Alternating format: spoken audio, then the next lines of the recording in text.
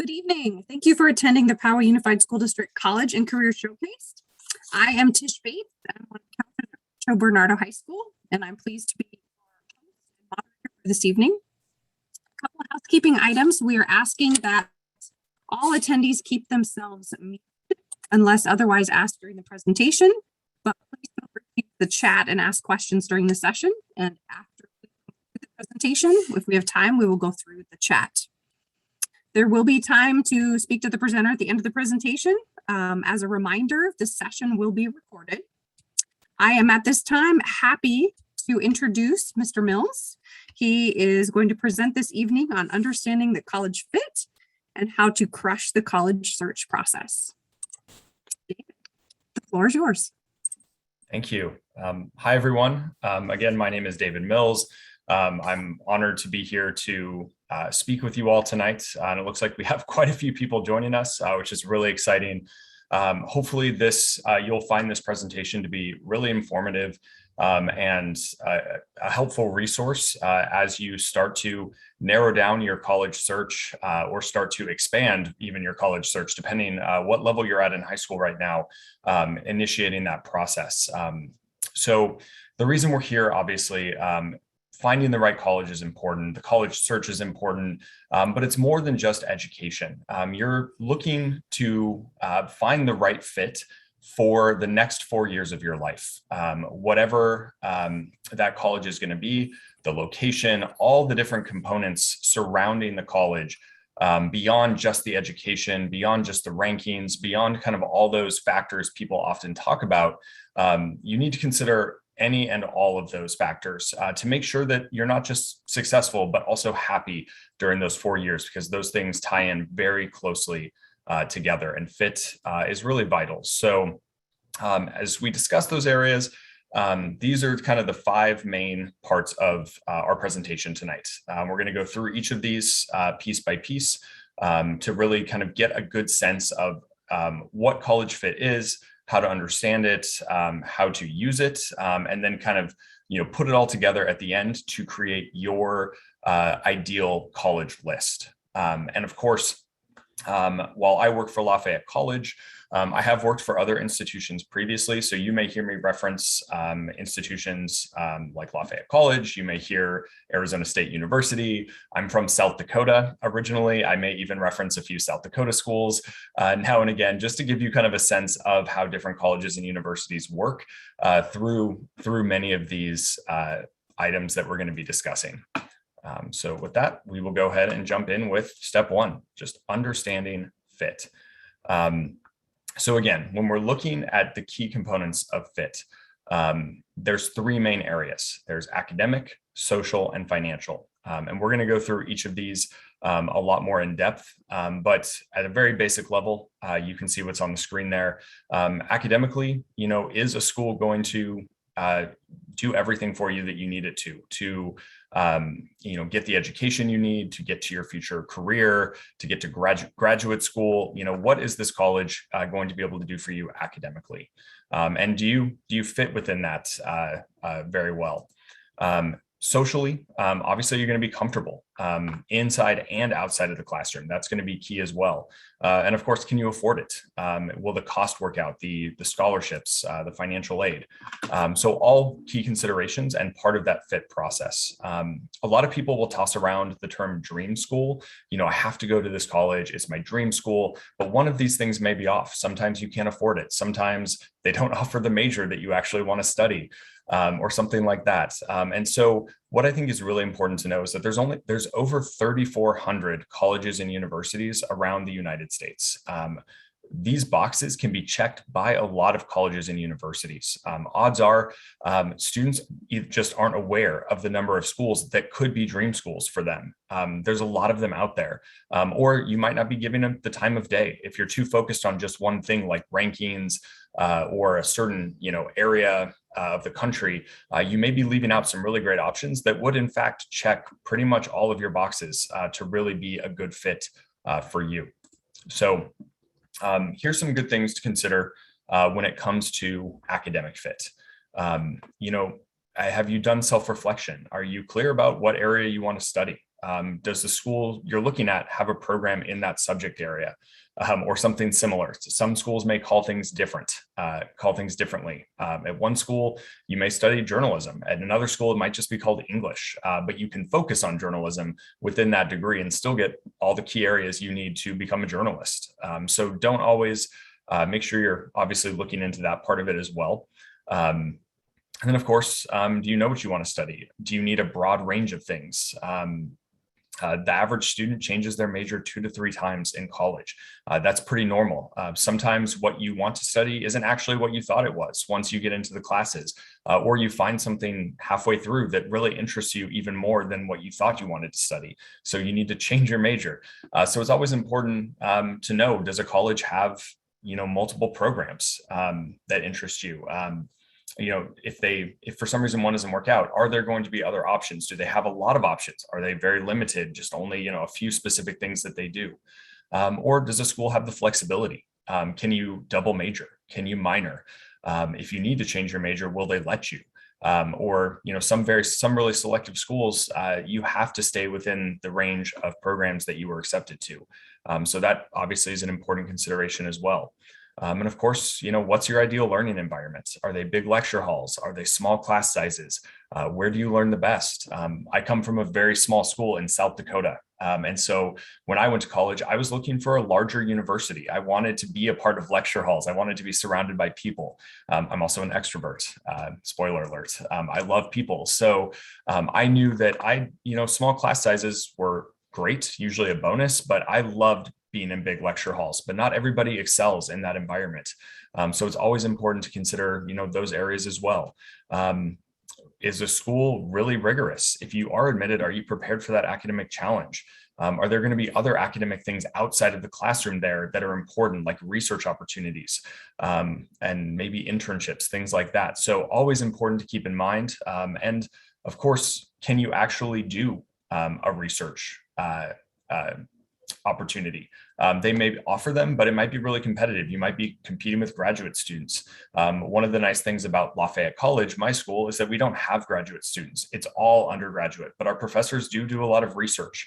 And so you're not competing as an undergraduate student at Lafayette with higher level students to work with the professors. They are there to teach undergrads, and they are there to do research that requires the help of undergrads because they're the only ones there. So obviously, as you prepare academically, start to consider these questions and make sure you're thinking about what schools could be a good fit for you. Now, from a social perspective, obviously, there's a lot of components to that as well. Is it a commuter school? And sometimes that's kind of a bad rap. And some schools, a lot of students do commute. If it's a big school, a lot of students may not commute. It might be a really nice mix of both. So, consider that the area. You can find out how many students live on campus, what's the percentage, how many live on campus all 4 years. Again, at Lafayette, 96% live on campus all 4 years. So it's very much a residential campus. The students are there to be a part of that experience. They're not going home at the end of the day. They're not driving in, and the weekends, it's not a ghost town on the weekends.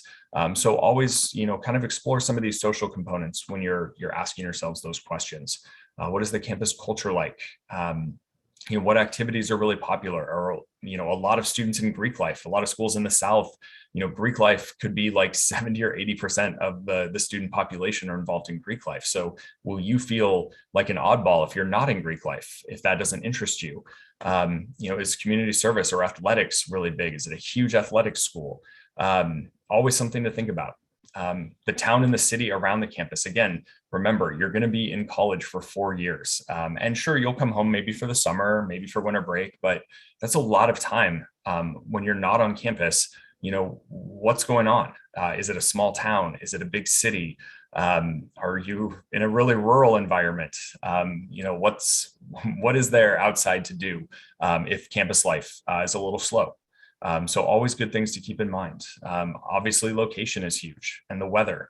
We're very spoiled in California. I say we, I should let you all know, I'm actually a regional counselor for Lafayette College. So I live down in San Diego, and I work specifically with West Coast students. Basically, the weather here in California is about 2 seasons. Gets a little hot, and then it's less hot. Maybe it's a little chilly at night, but that's really kind of the extent of the most of our seasons. So if you go to a place like Pennsylvania for college or the Midwest, you're going to have 4 seasons. And so keep in mind that winter, for some people, they love the cold. Other people can't stand it. So they're not going to be happy for half of the school year that is cold. So always important to know. At Arizona State University, for example, a college I used to work for, the summers were really hot. It was actually the winters that were really nice, but they were in the desert. So the summers were hot. So think about those things because, again, you're going to experience them throughout your time in college. And of course, if you're super into surfing or you love skiing or, being able to be outside running and biking and all that stuff is really important to you.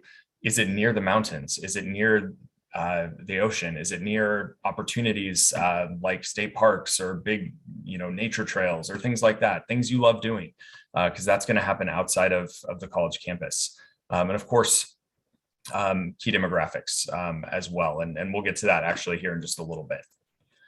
And finally, the financial aspects to really consider as you go through this process. How do students qualify for scholarships? Are they academics? Are they merit-based, like your activities and involvement? Are there other special things that you might need to qualify for those scholarships? Are they automatic? Are they not automatic? When I say automatic, it might be if you have this GPA and this test score or something like that, you automatically get this much money. So it really helps you for planning. For other schools, it may not work that way. They may evaluate you and it might be competitive. You have obviously the cost of attendance. That's your room and board, your housing and food. Just defined room and board, your housing and food, your tuition and fees, those major expenses. What is that going to be like? What percentage of students receive need-based financial aid? And as part of need-based financial aid, not just the percentage that receive it, but what sort of financial aid? Need-based aid is there? Is it just the minimum college Pell Grant that the federal government gives, or does the school have other institutional grants and ways they're able to help make the college more affordable for you? And this can vary quite a bit between in-state and out-of-state if it's a public university. And then, can I afford this college with manageable loan debt? Those are all really good questions to be thinking about in advance as part of the fit process, because the more realistic you are about these things up front and the more you find schools based on these 3 areas that match up with what you want and what you need, the better results you're going to have at the end and the more great options you'll have without any disappointment. So when it comes to step 2, becoming familiar with your options in general. I've mentioned in-state and out-of-state. I've mentioned public and private. What are all these things? So again, I've mentioned Arizona State University plus Lafayette College. What's the difference? Other than many factors along the way, universities are typically 4-year programs, but they also offer graduate programs like master's and PhD programs. Whether it's things like law or medicine, they're often doing research as a major purpose of the university. They're often a lot of universities are often public in a state as well. And so because they're offering all those different levels of degrees, they're very wide ranging in their academic programs more often than not. Does not always mean they're huge population wise. Again, South Dakota has universities that only have like 8,000 students or 4,000 students because South Dakota is not a super might not be popular. It's not a super populous state either. And so again, big or small, it just depends on the state. Obviously, our public universities in California are pretty large and also very selective, which we'll talk about here in a little bit. Then you have liberal arts colleges or colleges in general. So a college means it is undergraduate only. Liberal arts colleges are often private institutions, but we don't do the master's or PhD programs. It is undergrad specific, and that is the focus of the program. Now, a lot of liberal arts colleges have really, really great track records of high grad rate, or not grad rates. We do have high graduation rates, but high rates of students going to grad school. Just because we don't offer the PhD or the master's program doesn't mean students aren't going to really great colleges and universities to get those grad programs. But first they got to get their bachelor's degree. And so they come to us first. And then you might have specialized schools. These can be obviously much more focused on like technology, engineering, arts, things like that. So, some good options there as well. Just depends on type of program you're looking for. And of course, don't forget the 2-year options. We're not focusing on that as much tonight, but again, if finances are a huge part of the picture, then community college may be a great option. Sure, it's only 2 years to get your associate's degree, but that can be great to transfer later on. And obviously, you can save a lot of money. It might even be completely free, especially in a state like California, which has a very robust community college system. One of the big differences, obviously, though, is campus life and residential life is really big with the colleges and universities that are 4-year programs. Students are typically living on campus. They're trying to get a lot out of their experience. Whereas at the community college level, they're typically not living on campus. Students are often commuting.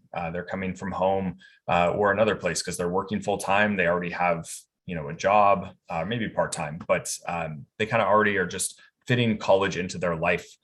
Sometimes with community college, it is sometimes a little more flexible. Other times you're there full-time doing your 2-year degree. Sorry about that. And then of course, some private colleges offer 2-year programs as well that are associate's degrees, though those are often more expensive. They're focused maybe on specific areas for certification.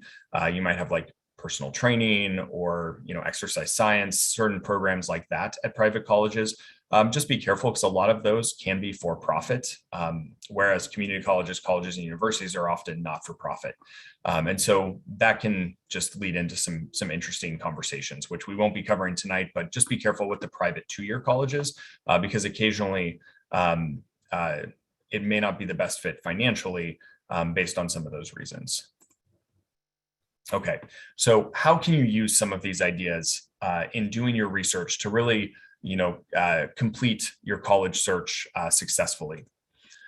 So the difference between just doing research on colleges and doing fit research is to kind of take it to the next level, get beyond that kind of superficial first line areas. And so, for example, when it comes to these things, you're doing basic, then you have fit. So it's not just quick information that pops up on the first page of a website. It's not just a Google search to see what the first few things that pop up are. It's really getting in the weeds. You're going to college websites. You're thoroughly going through them. You're clicking multiple links throughout to kind of get more and more specific on the things that you are interested in. Obviously the colleges will give you their general points. We tell you the things we're really proud of, the exciting parts, things like that. But we're maybe not doing the specifics for you and what you're interested in. So you might want to click our majors and then click psychology and then click research and then click, all the things that are going on in that area within the college or university. And of course, it's always important kind of at this level when talking about research that it's really tempting to go off just the reputations that of a school or that friends or family might say, like, your uncle is always saying, oh, ASU is a party school or something like that about Arizona State. But that might be an outdated reputation or it might not have been fair to begin with. For example, ASU, I think back in the 70s and 80s, they did have that reputation. And perhaps it was deserved, perhaps not. I didn't attend in the 70s and 80s. But now if you look at the amazing research they're doing, you look at their honors college, you look at, all the different things that are happening at the university, they're not even ranked as a party school. And sure, some students might be out, having fun socially on the weekends, but you're going to find that at pretty much every college that you might look at. And so it's important to look again at what are they going to do for you? What is your experience going to be like at a college or university? So don't just go off these general reputations or things you might have heard. Go to the source, go to the websites, go to your college counselor at your high school, go to the admission counselor at a college or university to actually get the statistics or the facts about what you're interested in and what your experience is going to be like. So when it comes to academics, again, some examples of these two things sort of contrasted. It's very easy to just see, oh yeah, okay, like I went to their degree website and they have the 3 programs that I'm looking at and oh, they do have an honors college, great. Oh, and I see here that they're ranked, in the top 50 for engineering and perfect. Okay, those are all things I'm interested in. But again, if you dig deeper, if you go to the actual engineering degree you're looking at, what courses are you taking in that? What are required? What are electives? What's up to you to explore? If you take engineering at Lafayette College, we have an amazing engineering program we've been doing for 150 years, but we're a liberal arts college. So you're not just taking the math and science and the tech courses, you're also taking humanities, you're also taking social sciences. We want to teach our students to communicate well, to be critical thinkers, to be leaders. And so we're challenging you with these other, a little bit broader education beyond just the key STEM fields for engineering. And so it's important to dig into that and see what the actual programs are like at those schools. Again, what research is happening in those programs. You might want to look at the support that's there. Is there advising? What do those advising programs look like? Is it peer mentors? Is it full-time staff? Class sizes? Some schools you think, oh, that's a really big college or university, but in reality, maybe only 5% of their classes are large lecture halls. Maybe the majority are actually like 20 to 40 students class size wise. So it's important to kind of dig in and see what that might look like. What is that student to faculty ratio? And then of course, things like job placement rates, specific internship partnerships they might have for areas in your field. You might be surprised. There might be some really cool programs that are there specific to you and what you're interested in. And then when you go to the social fit, again, you can think of some basic stuff like location, what the student body looks like, the types of clubs that are there, the weather. Those are all pretty good, really good things to consider. Should definitely be a start of the process. But you can really get into like that diversity. Like it's not just looking at the general diversity, it's what are the different breakdowns, especially again, let's go back to engineering. At the college in general, you might have a pretty even split between men and women. But what if you get into engineering and all of a sudden it's only 10% women and 90% men? Your experience as a woman in that engineering program may be very different than what you thought it was going to be at the school as a whole. Always good things to keep in mind. We're excited about Lafayette. Like we have a 40% women in engineering in our engineering students. So that looks very different for our students with their representation in that program. And so, definitely consider all those things, those breakdowns. Again, where are students coming from, the geographic breakdown? Are there a lot of international students there? Are students going to be commuting because they're all from the local area? Really important things to keep in mind. I also think college culture, mission and values, I think that is really huge as well. Dig into the college's mission and values. What are they all about? How are they living that mission? And how are they, putting those values into practice? Those are all really, really great things to keep in mind. And of course, off-campus opportunities, personal interests. These are things like, I have a student who just came from Los Angeles a couple of years ago to Lafayette College. He's a big skater. So he was like, what is the skate scene like at Lafayette? And the answer is on campus, our skate scene is not that prominent. But he did his research, he did his homework. He found all the skate shops, in like a 20-minute radius. He realized there was an amazing skate park like 20 minutes away. And there's a really great community in the greater Lehigh Valley area where Lafayette is. So even though he wasn't skating, as much with people on campus, he was getting out in the community. He works at one of the skate shops part-time. And that's really important to him. He's really happy with that community outside of campus. So you need to definitely think on campus, what's going to make you happy socially, but what's off campus that's going to make you happy socially. And just because a college doesn't have something doesn't mean you can't be a strong part of that community still, maybe just part of the time outside of campus. So always keep that sort of thing in mind. And of course, the financial side, we already talked about basic scholarships, the room and board and tuition, but keep in mind other things. What will transportation maybe look like for you? If it is across the country, you're going to Pennsylvania for college, that might be a more expensive flight a few times a year that you're doing. It's not just a quick, 1-hour flight up to Northern California or, Phoenix or something. What do colleges say their books and program fees might cost? Keep those extra expenses in mind because you may not be paying with them through financial aid and scholarships, but you may still need to be covering them anyway. Of course, do colleges offer financial aid counseling? We all have some pretty great websites now, but a lot of us will do financial aid appointments with students and families. Always good to keep in mind, again, need-based aid. When you have need-based aid, is this something that, sure, if you look at the percent of students who get need-based aid, if you go to a college or university, every student who qualifies for a federal Pell Grant will get a federal Pell Grant. So you could say 100% of need-based students are getting, some need-based aid. But is that where it ends? Are there other grants involved? Are there scholarships? Are students just getting loans offered to them? Student loans, parent loans, that sort of thing. Some schools meet 100% of demonstrated need. But a school like Lafayette, if there is need on the FAFSA and CSS profile, we don't just offer loans, we meet that with grants and scholarships. And so definitely, do your homework on what the school is capable of offering. And again, for an in-state or out-of-state, if you're going to a public school, some schools have amazing need-based programs for their in-state residents, because their in-state residents are their mission. They're taxpayers in that state. And so the need-based programs might be more for those students. Like California, you can be tricky if you go to Arizona, New Mexico, or Nevada. They may not have a lot of extra need-based aid for you because you're out of state. Whereas here in California, there may be some great programs for that. So keep that in mind as well. And of course, work-study options, average loan debt. Again, the average loan debt can be tricky because if it's in-state or out-of-state, depending on your situation, or again, if a school meets 100% of demonstrated need, that may not even be much of a factor. So definitely keep that in mind. So I'm going to cruise a little bit quicker here because we're getting close to the end of our time. What this means for you, though, the benefits of doing this in-depth research as part of your college search is that you're not going to waste resources, money, time applying to schools that wouldn't be a good fit.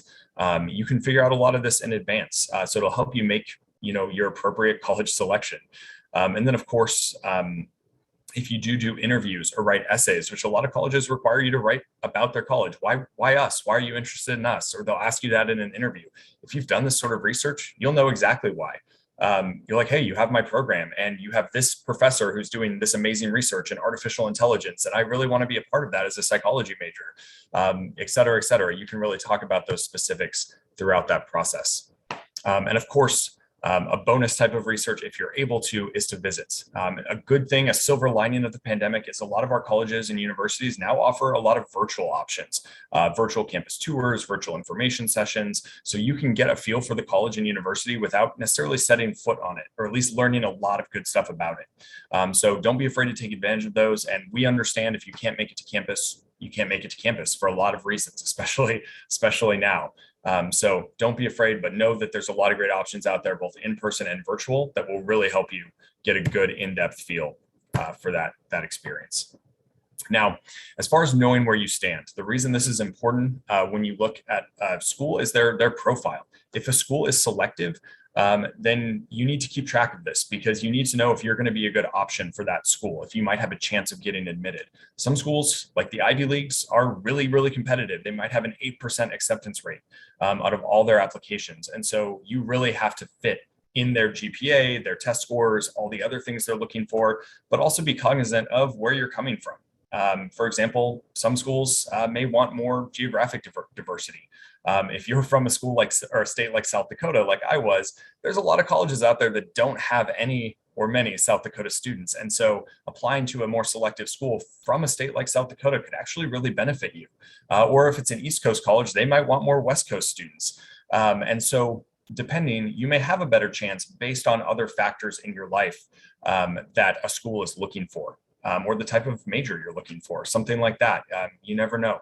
But know where you fit in all these areas based on your research and the profiles that we all have on our website. You can find all this information on a lot of websites, including our own, but you can have a good idea of where you fit in that process. And that'll help you also knowing where you stand. So when you put all this together, what are the actual action items that you're using this information for once you've done all this research? This is what a pretty strong college list looks like.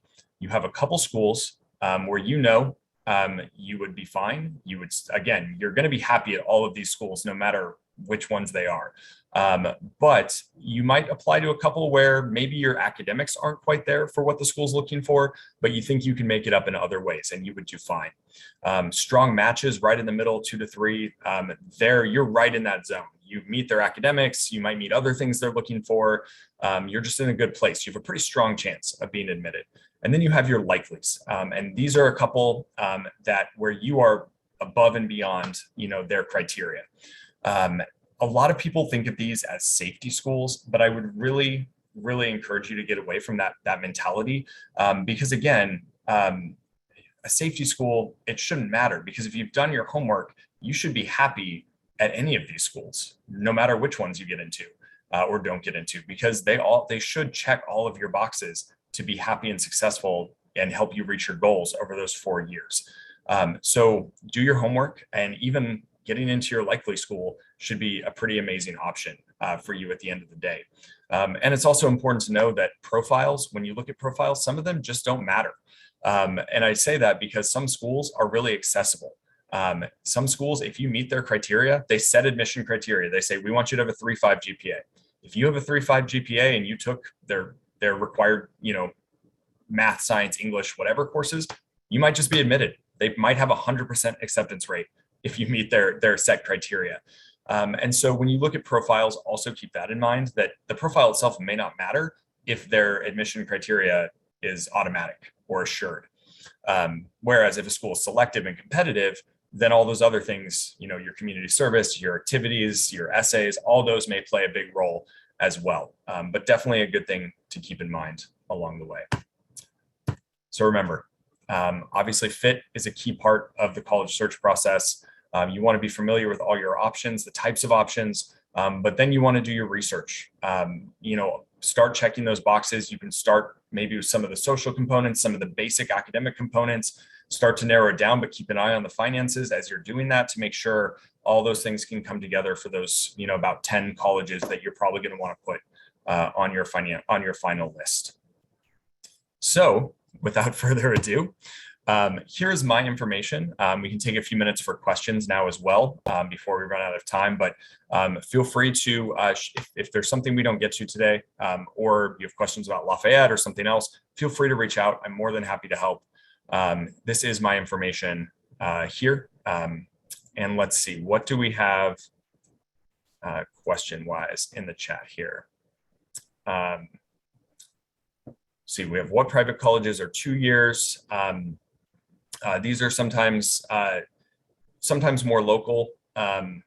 Again, typically, a lot of them are more for profit, more often than not. So, some things like you have your University of Phoenix can do 2 years, DeVry, things like that. Off the top of my head, I don't have any non-for-profit 2-year colleges memorized that are private. So sorry about that. I promise they exist. They're just a lot less common. Most are community colleges that are 2 years. Obviously, they're not private. And then I have to go Sun Devils, Forks Up, go Devils. Excellent. Which website? You can find all of school lists that meet your requirements. There's not necessarily one website. And again, I would try to get away from only focusing on like rankings, because the rankings websites are really easy to get to, but rankings are just one factor out of so many that you should be considering. And so definitely, you really have to kind of sit down and do your homework. Maybe look for schools in the Rocky Mountain area, schools in the Midwest, and there's going to be good lists that pop up, and then maybe use those to start looking for your other requirements as well. Let's see, something about being careful with community colleges. I mentioned something with community colleges as they may impact financial fit. I apologize if I was confusing or if I said something confusing in that area. Community colleges can be a great option for financial fit. And I mean that in that if finances are a big part of the college decision process, then they're going to be probably pretty cheap or free for you to attend. And so that could be a really great option if you need to save money for the first couple of years before you go on to a 4-year college to transfer. So I apologize if that was confusing. That should not affect financial fit, really. Financial fit should be a given at most community colleges. based on the way they operate. Let's see. Do you think colleges are expecting a dip in GPAs this year due to distance learning? That's a great question. The Common application and a lot of our applications do have a spot on there asking for impacts of COVID. We want to know what may have impacted you. And COVID is obviously important. You can talk about how the pandemic may have impacted you, whether it's virtual learning because you have a bunch of family members at home and it's hard to focus and you have to help with things. Maybe, sometimes, something awful happens, like parents get divorced during high school, and not to do with the pandemic, but we want to know this because it gives us context for why grades may have taken a dip.